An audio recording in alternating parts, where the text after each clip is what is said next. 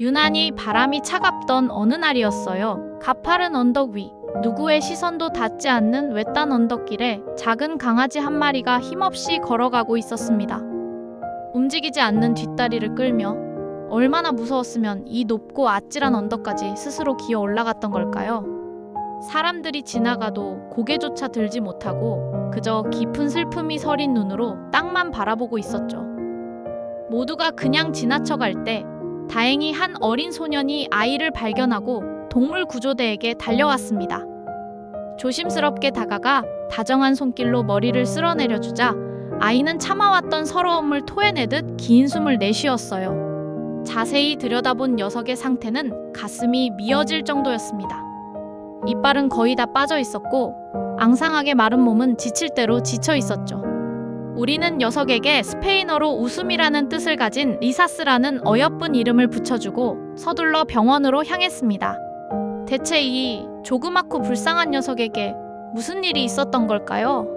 동네 주민분들께 물어보니 리사스는 오래전부터 길거리를 홀로 방황하던 아이였다고 합니다. 근처에 살던 전 주인은 아이가 나이 들고 병들자 차갑게 외면하고 버려두었던 거였어요. 차가운 길 위에서 외로이 견디던 리사스는 설상가상으로 불의의 교통사고까지 당하고 말았습니다. 검사 결과는 생각보다 훨씬 더 절망적이었습니다. 사고로 척추뼈가 눌려 뒷다리가 마비된 데다 심장 사상충을 비롯해 몸속 수많은 질병들이 리사스를 괴롭히고 있었죠. 다시 걷는 건 힘들 수도 있습니다. 수의사 선생님의 어두운 말 한마디. 하지만 다행히도 뒷다리 끝에 미세한 감각이 아직 살아 있었습니다. 아주 작은 희망이라도 남아있다면 우리는 결코 이 손을 놓을 수 없었습니다. 그날부터 리사스의 긴 투병과 힘겨운 재활이 시작되었습니다. 사람에게 깊은 상처를 받았던 탓일까요? 처음 며칠 동안 리사스는 모든 치료를 거부하며 가만히 누워만 있었습니다. 하지만 진심은 언제나 마음을 두드리는 법이죠. 매일 부드럽게 마사지를 해주고 따뜻하게 안아주며 사랑을 전하자 녀석의 얼어붙은 마음도 조금씩 녹아내리기 시작했습니다.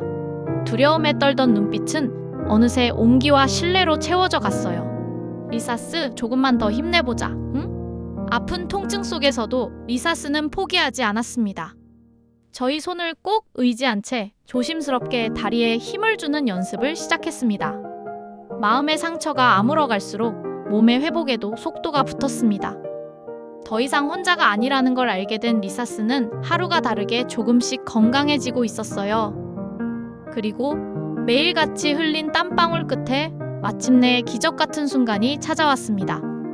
힘없이 늘어져 있던 뒷다리에 꼭 힘을 주더니 리사스가 스스로 천천히 일어선 거예요. 지켜보던 모두가 벅찬 눈물을 흘렸습니다.